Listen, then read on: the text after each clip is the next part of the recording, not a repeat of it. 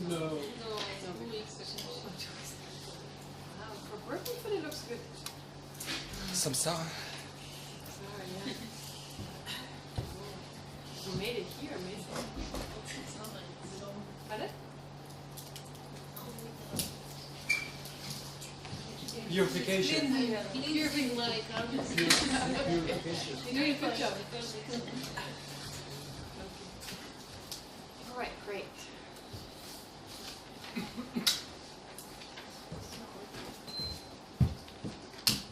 The absence of chicken in this room. The absence of chicken. Okay. No. Turn it on. Oh yes. Okay. Any questions? Yes. I had a question before. Yeah. If I'm enlightened or becoming someone who is very developed, so does it have physical effect on my life? The question is divided first on the body, like I can't get sick and stuff, or in my life, like everything I want happens, or just something that I think is good because now I don't mind anymore. Like everything's good, so whatever. Right.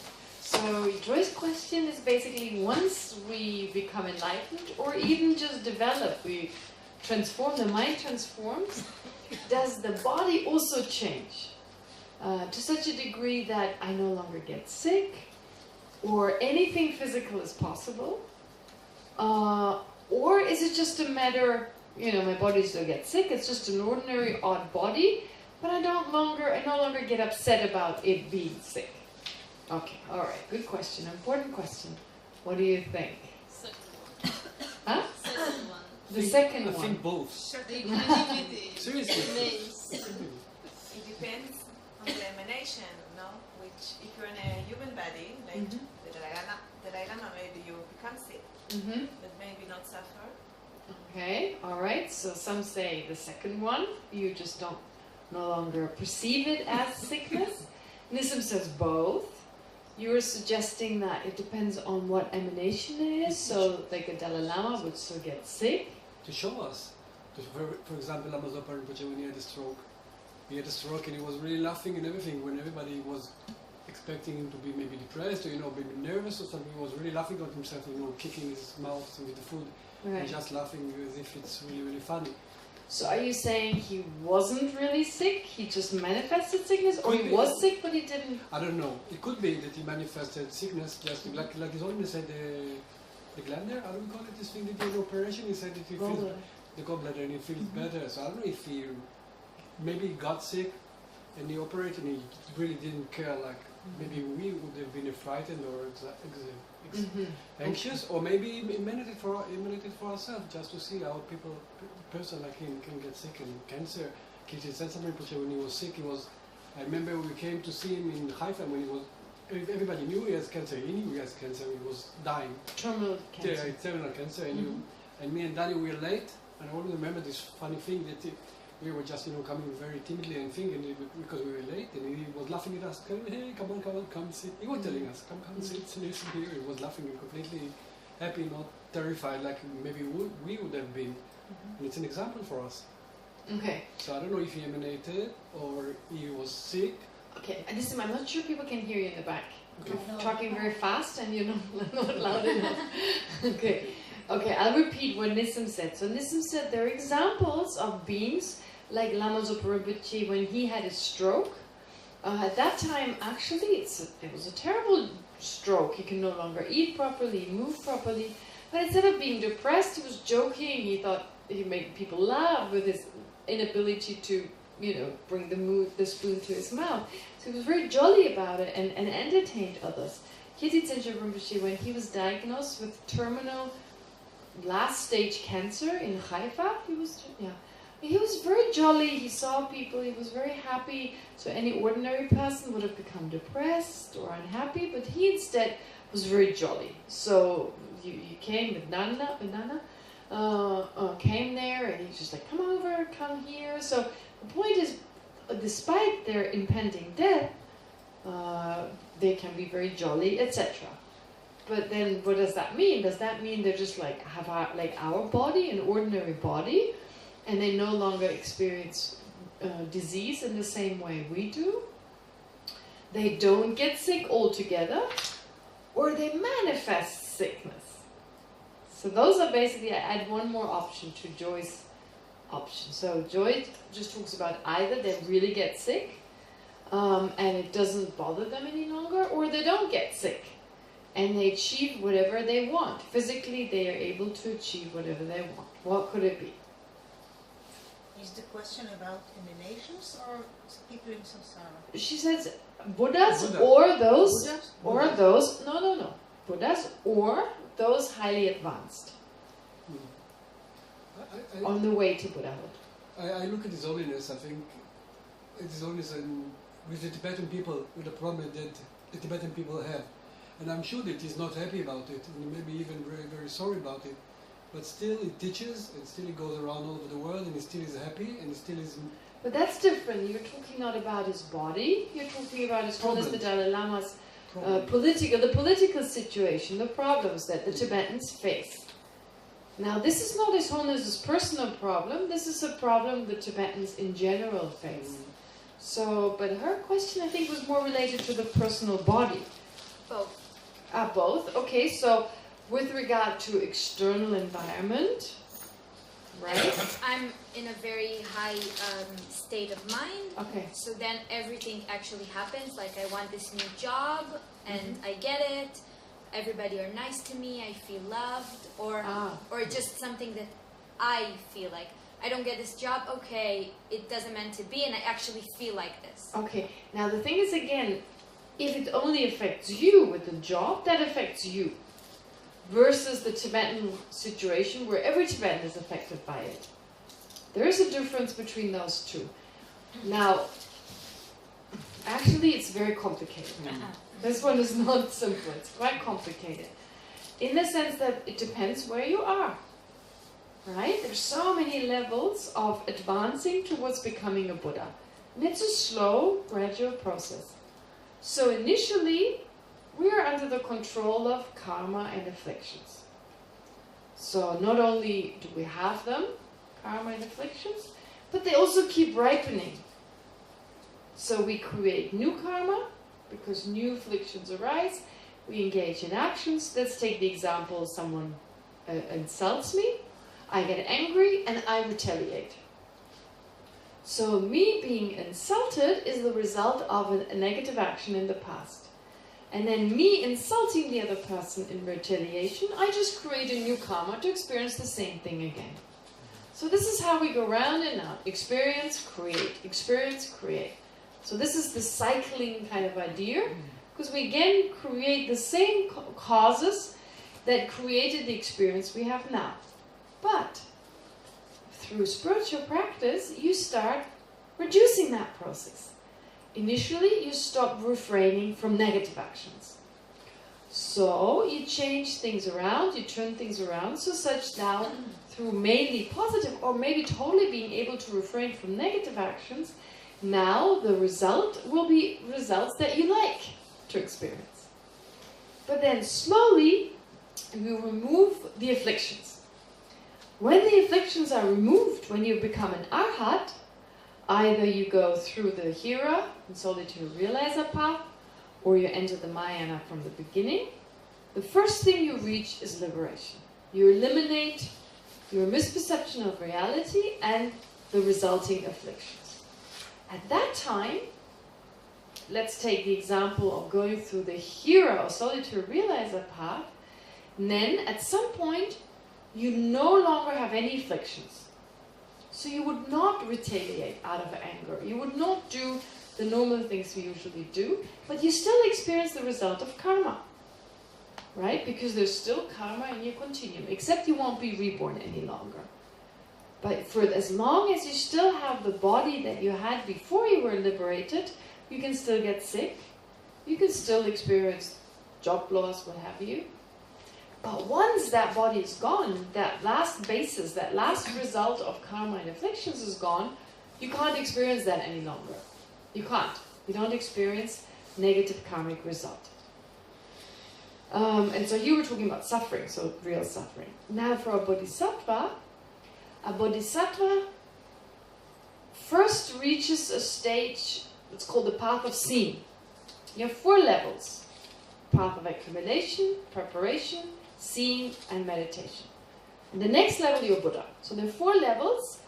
You have generated bodhicitta, the wish to become a Buddha. And then you reach the first level, the second, the third, the fourth. During the 3rd level, you still have afflictions, you still have karma, but because of your wisdom and because of your bodhicitta, your mind has become so strong that now you're no longer reborn as a result of karma and afflictions. You choose where you go. You basically choose where you go. But you still have a body that may experience problems, difficulties. And then on the 4th level, path of meditation, you become liberated. Then you can no longer experience the result of karma. You have a totally pure body. Now you take on a body, you choose a body, and that can no longer experience suffering. No way. You're not yet a Buddha, but you can no longer experience suffering. Because now you're an arhat, whether you are a hero of solitary realizer arhat, or a bodhisattva arhat on that level, the body you have, you cannot experience suffering. But now, because now you dedicate yourself for the welfare of others, you manifest that. You manifest that. You're able to make it happen. For instance, disease. You can't change everything else around you. You can't change other people around you. So you won't be able to get rid of the freedom of your country because other people's karma has to be there for that to happen. But anything that affects you personally, so to some degree, you can change things around and even manifest sickness.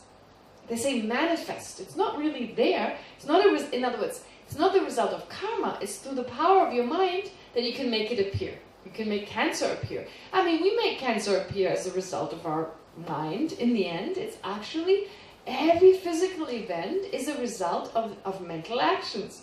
So although these mental actions lie in the past, but they're all a result of a mind. And I'm not saying that someone who has cancer is not a good person. No, they can be an amazing person. But as long as karma is still there and still active, it may be a karma from 1 trillion years ago, right? It ripens, and sometimes other karma ripens, we're cured, etc. We're just saying our mind can be very, very pure. However, the karma still ripens. Now, having understood that there's a level when you no longer experience the result of negative karma, in between, if you train your mind before you reach that state, yeah, you can take it as a practice. You take it as a practice. Like, I get sick, I practice Tonglen. I practice compassion. Maybe I show other people who are also suffering from the same disease that you can be happy, that you can be jolly, etc., and enjoy your life. You show others, be an example, right? Encourage others to be less scared of death and so forth. I mean, sick people, they can do so much if they just utilize their sickness and generate compassion and so forth. But it's difficult. It's really difficult. So it takes a lot of mental training. But what I'm trying to say is, so the first stage would be you learn to deal with anything, good or bad, and you make it your practice. So that would be an example of where you have suffering, you experience actual suffering, but you change it around. You change it into Dharma practice. And then once you are liberated, you can make things manifest. To a limited degree, you can make things happen. You have the power over the mind to influence the physical around you if living beings' karma permits it. Because it's not just yourself, but there's also living beings. And you can manifest disease. And as a Buddha, even more so. If you're a Buddha, you can manifest anything.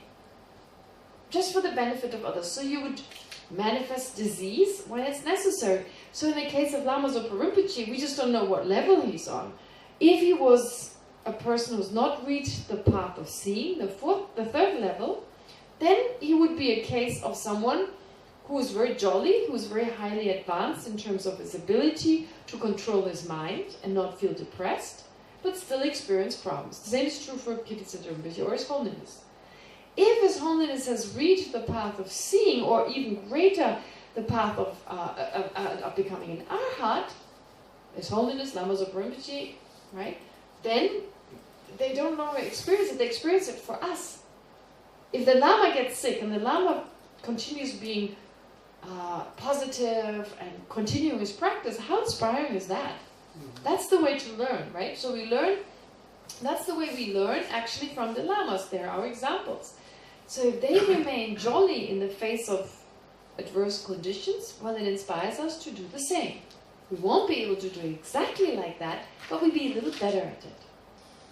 And so basically, therefore, once you reach a certain level on the path or become a fully enlightened Buddha, you don't get sick.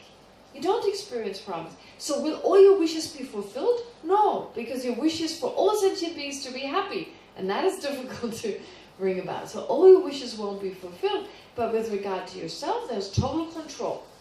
But you use that control only for others. Only for others. It's purely for the benefit of others. So the Tibetans also talk like that. They say, out of respect for His Holiness, they don't say His Holiness got sick. They say His Holiness manifested sickness. This is a way of talking. It's a sign of respect. It's implying His Holiness has the power to... But we don't know. In the end, we don't know. Why do we not know? Well, obviously, if I'm a kindergarten student, I cannot differentiate between the level of understanding of 3 professors. It's totally beyond me. You know, their capacity. Someone who's on the same level, they can say, oh, this person is more learned, this person less learned, this person is more concentrated, this less. We have the mental capacity to see the difference, but not when you're when you're a kindergarten child. So similarly, for us, these beings, that they're better than us is pretty obvious. That they're more advanced than us is pretty obvious. But on what level exactly are they? We don't know. Could be any of those. Does that make sense? It's an important question, but in the end, with regard to your own body, regarding your own body, there's control. There's basically control. You don't get sick. You can't get sick. There's no negative karma to get sick. The only way you would manifest through the power of your mind, you would manifest it. Make the cancer grow. And if a doctor looks at you, it's cancer. Right? But you can at will make it come and go. Right? Okay. So Lama Zopa Rinpoche is very interesting.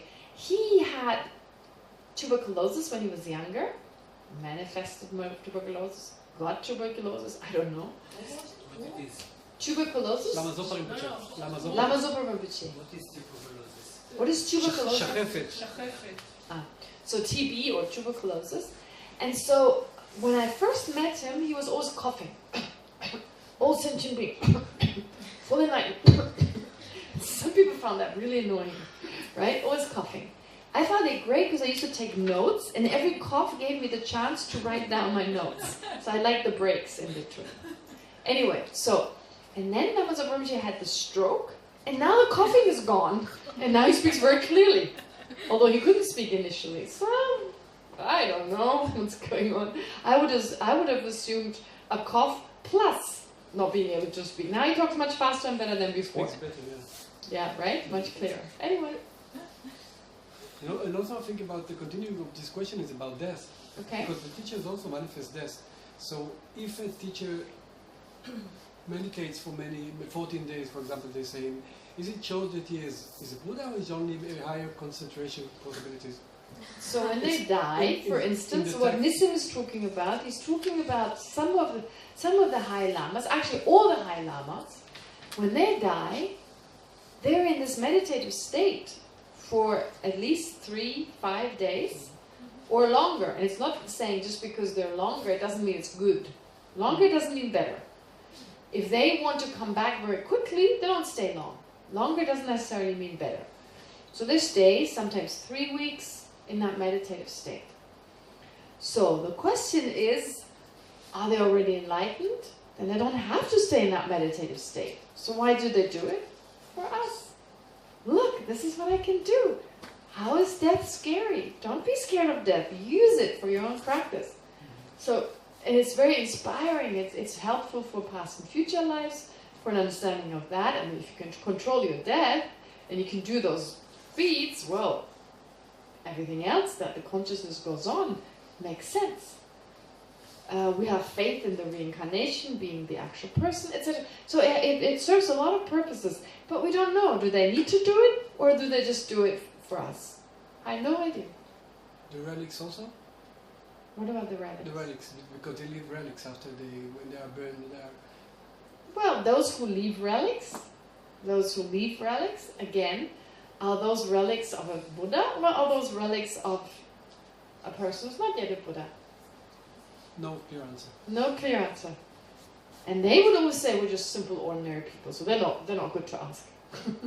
I mean, sometimes they say, in some cases they say, to some people privately they may say, I have reached this and this level. Just the other day I read somewhere, where did I read this? I forget now where I read this, but I read that His Holiness the Dalai Lama, years ago, he was with foreigners, and then he said, I don't have any qualities, I have nothing. And then someone said, well, that is really annoying. You've been practicing for so long. If you don't have attainments, how do we reach attainments? The director of the center in the States was Geshe. He started to cry and asked it. Where did you read this? I don't know whether it was that. It was a Westerner there, according to the record I read. Yeah, maybe. But anyway, it doesn't matter. It's probably happened more than once, so it could have happened. But the point was, then he explained what he had to realize. It was really amazing. I mean, there are other, also now during the teaching, sometimes His Holiness says, he talks about his realizations. He actually says, I don't have coarse self-grasping. He hasn't said that recently, but he started talking about it, so it's probably helpful for people. So he's still saying every now and then, I'm not just a normal monk, ordinary monk, but just a normal ordinary monk has self-grasping. So he started basically talking about it for the benefit of others, because if he doesn't have realization, well, who has? And in the West, we're so used to talking about our qualities, it's better he talks about it too, to Westerners, right? So what did you say? I don't remember what I said, but I wanted to say that he has a book with someone sat with him and he described the death process. It's in the library, it's an amazing book. What is it called? You don't know. Something with death. I don't remember. Death and Dying? Maybe there's a book, I think it's called Death and Dying by His Holiness, I'm not sure. Maybe, but he described it and you really see he know what he's talking about. Yeah, he talks about death and dying, His Holiness the Dalai Lama. There's a book in the library, here in your library? Yeah. So yeah, well, maybe have a look at it. And simply saying, it comes across, I mean, it's hard to say whether it's just a scholastic thing, but he's saying it comes across as His Holiness is talking from his own experience.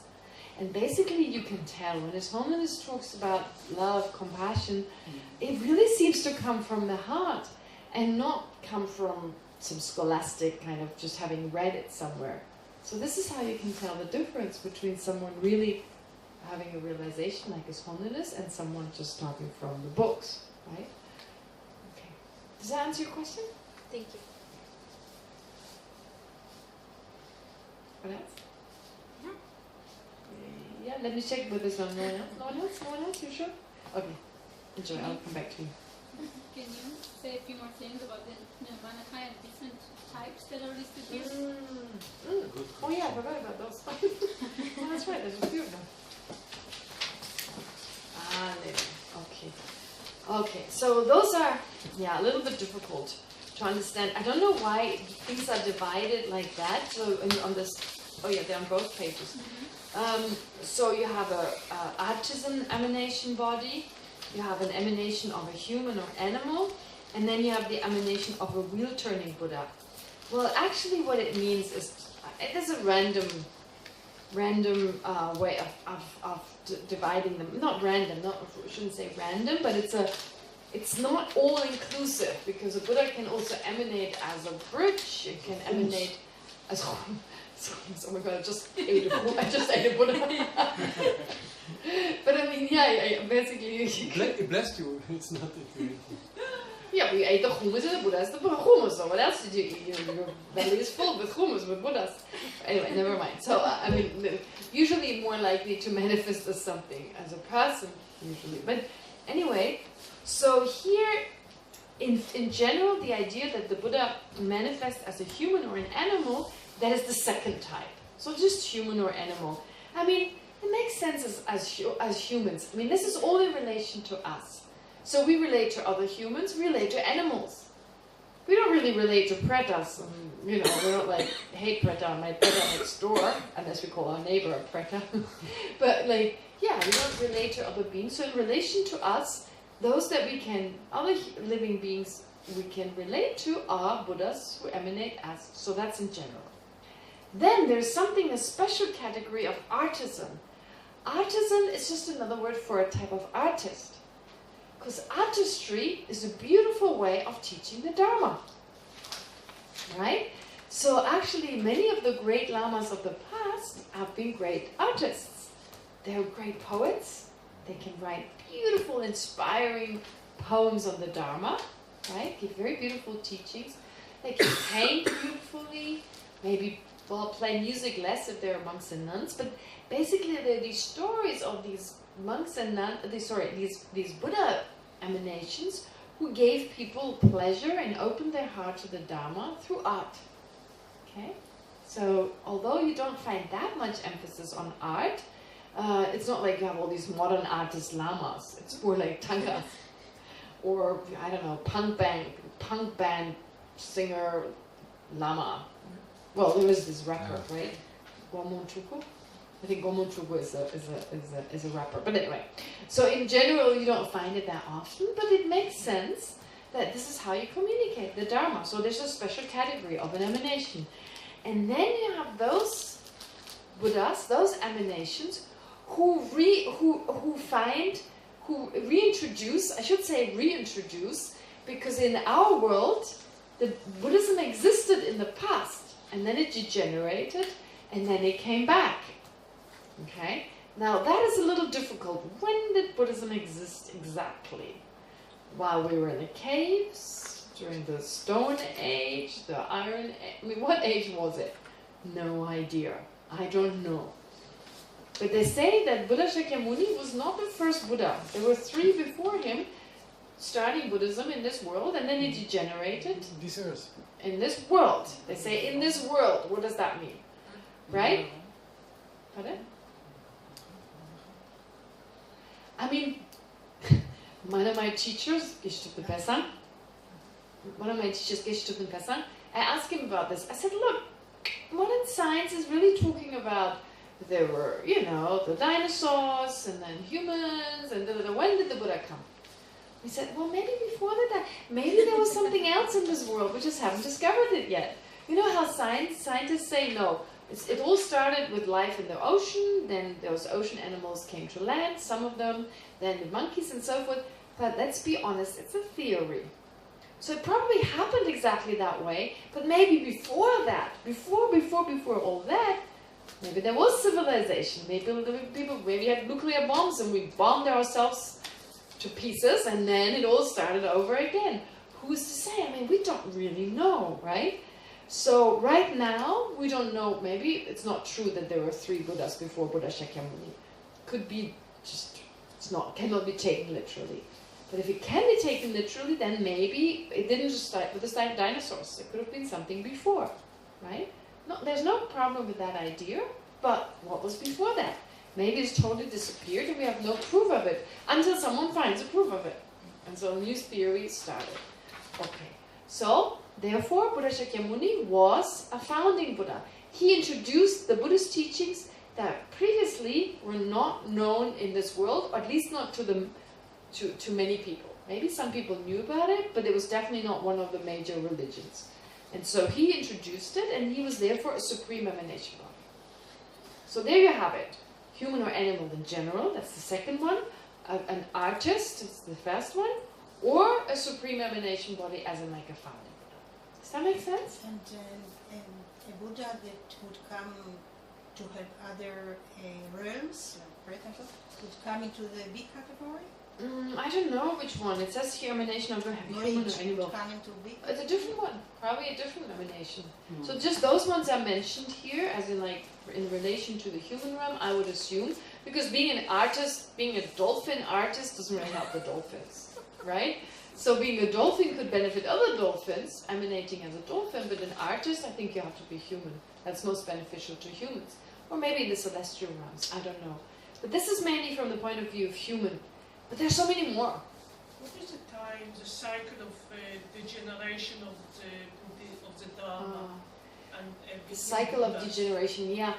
Ooh, I'm not sure about all the details. There are like years given and eons given. There's like, I think 20 great eons of things coming together, 20 great eons of things remaining, 20 great eons of destruction, and then 20 great eons of nothing in between, or some cycle like that. But it's not between a Buddha? Pardon? No?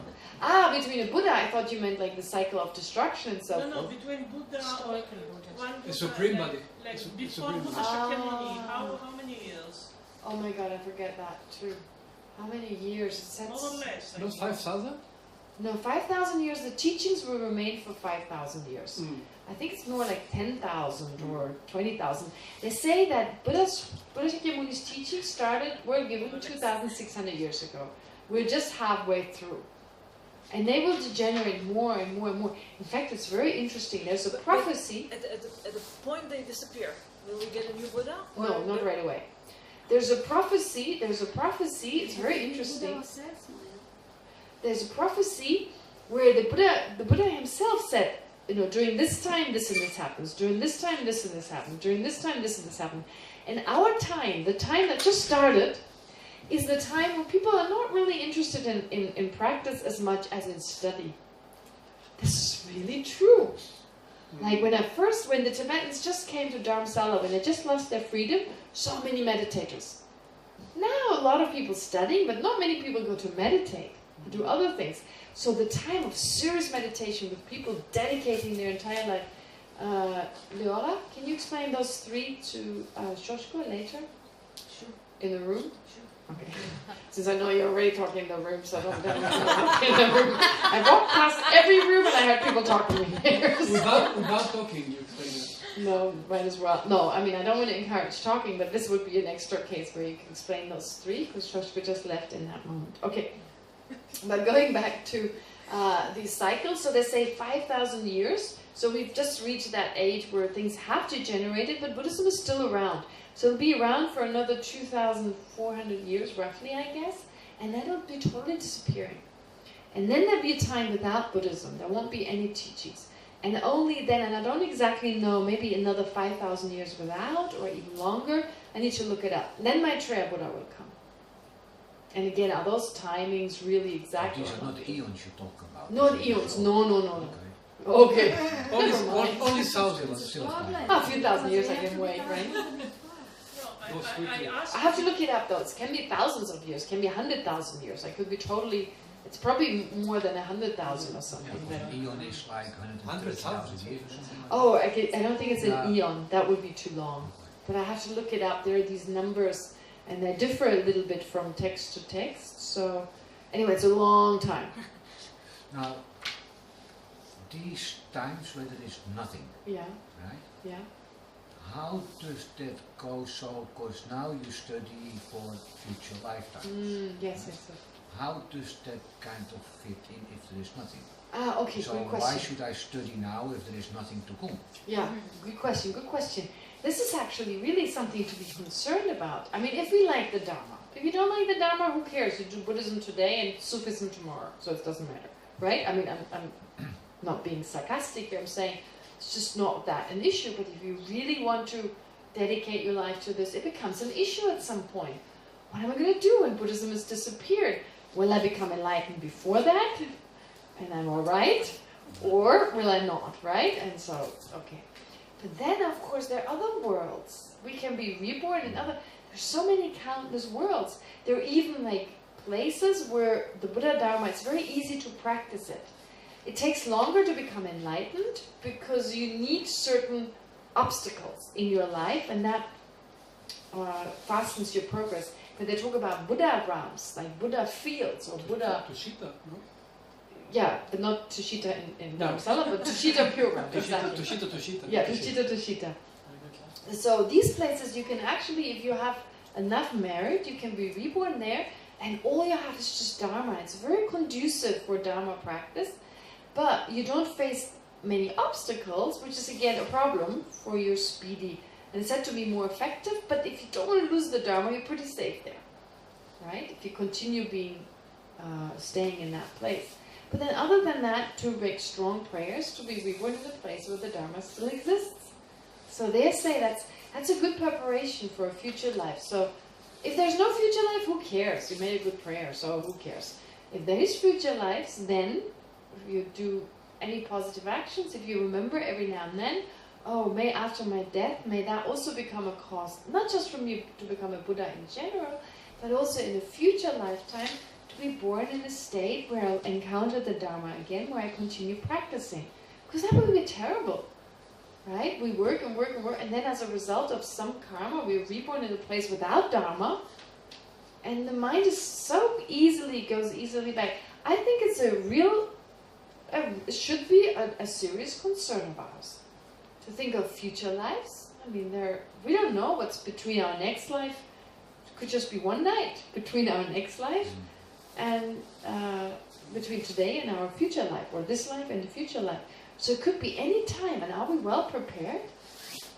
Are we prepared in the sense like, in the future I can continue to advance my mind, to transform my mind, generate more love and compassion, etc. So these prayers are considered very important. But you don't need to be reborn in this world. There are so many other worlds you could be reborn in. And so Geshe Kelsang, who's a great meditator, I've mentioned him on numerous occasions, he talks about the importance of being reborn in one of those pure realms, in Akshobhya's pure realm, which is not, it's one Buddha, one emanation of a Buddha, a type of emanation. So this particular Buddha lives in a pure realm where it's not so difficult to be reborn in. It's not as difficult. There's some pure realms you have to have a very pure mind to be able to go there, but there's some, and he very much promotes this. He's done a lot of research of the teachings of the Buddha, like the Buddha's teachings on the pure realms, and has found a lot of sources that say it's a good idea. It's definitely good to enhance our. If we are beginners, then that's a good place to go to because we're so safe. We receive teachings all the time. There's so many conducive conditions for meditations. So it's said to be a very conducive place, yeah. So if there's so many realms and options, yes. How come when a Lama is dead, Yeah. we are sure that we are going to find his incarnation? Maybe he's Okay. choose something. Again, very good question. Very good question. What is the question? The question is, if there's so many realms of rebirth, how come when a Lama dies, we're so sure his or her, in some cases, reincarnation has been reborn in this world? Well, number one, Not only in this world. we can never be sure. It's very confusing. We can never be sure. Because a lot of, there's this, I mean, this is again Geshe Kelsang. He says he never believes that a Rinpoche is really the reincarnation of that person. He never believes it. Okay, never mind. I believe it. In many cases, I believe it. In some cases, I have my doubts. I met Rinpoches who are not very nice. Or let's say they're nice, but they don't really manifest special qualities, so they seem pretty ordinary to me. And just because they have the name Rinpoche and they even have an email address, Dada Rinpoche, come on.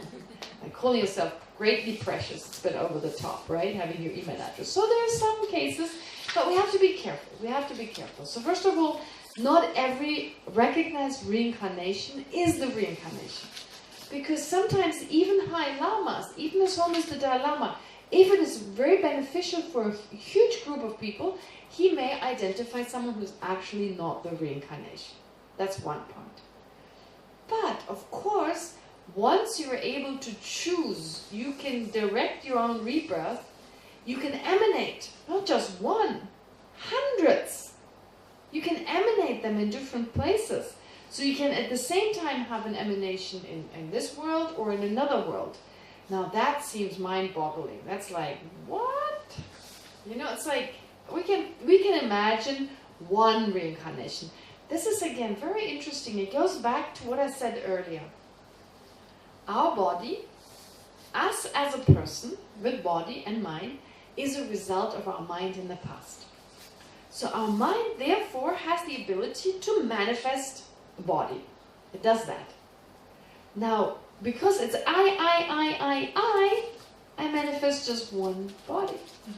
Right? My mind is like, you know, like I talked about initially, we're so narrow-minded. It's just me. So grasping. Me, I. So there's one body.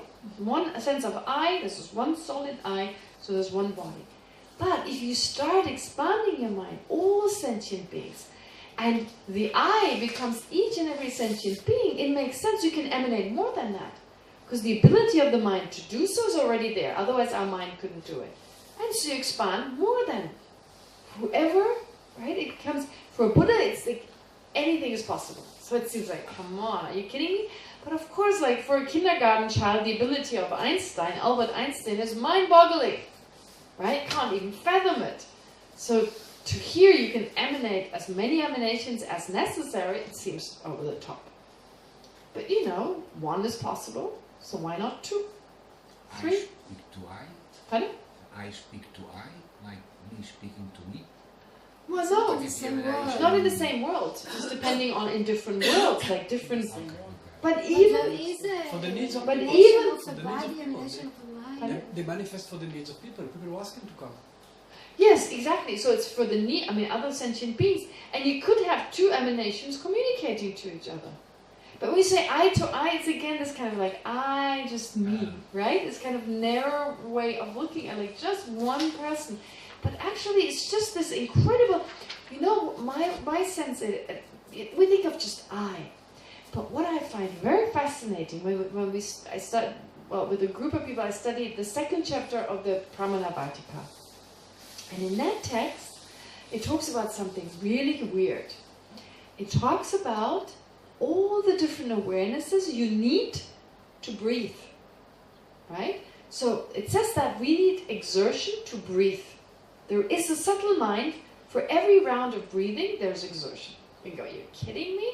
Breathing is just natural? Okay. Now, in this text it says, Dhammakirti says, you need for every round of breathing, there's the motivation to breathe. Now, that we were like, okay, that doesn't make sense. But think about the fact I'm sitting upright while I'm talking to you. Okay? If I faint now, I slouch over. Why? Because there's no exertion that keeps me upright. I'm not aware of having a mind that keeps me upright. When I faint, it becomes obvious that the mind just goes away. So therefore, also when we drive a car, you know, when we drive a car, we can have a fight with our partner, with the person next to me, have a major fight, plan the entire day tomorrow, and still find our way home. And it seems like we're on autopilot. That is just a way of saying we're not aware of the awareness that does that. So therefore, it is such an illusion to think I'm just one person controlling my mind. That's ridiculous. What mind? So many minds being active, one after the other. There's the mind that keeps me upright, the mind that keeps me breathing, the mind that keeps me, doing all these things. So there are all these different minds that just pop up, just different awarenesses, and they switch back and forth, this awareness. But I'm not even aware of half of them. But I feel like I'm this one person with my mind. There's one or two minds I'm really aware of. The rest is just doing its thing. I mean, sometimes I talk to you or give a teaching and I'm going, that's interesting what I just said. Where does that come from? It's almost like it's just happening. It just comes out. It was not like I was been thinking about it. It just comes spontaneously because of your reactions, because of different causes and conditions. So there's no controller as such. There's just different types of awareness that work with each other. There's your input, and that's it. But they are all in the same body. Please speak about... Yes, they're in the same body, but it's still, what is happening in this body, I have no idea. What's happening in the mind, half of the time I don't have an idea. So the sense of one I is totally ridiculous. Therefore it makes sense. You can emanate as different people.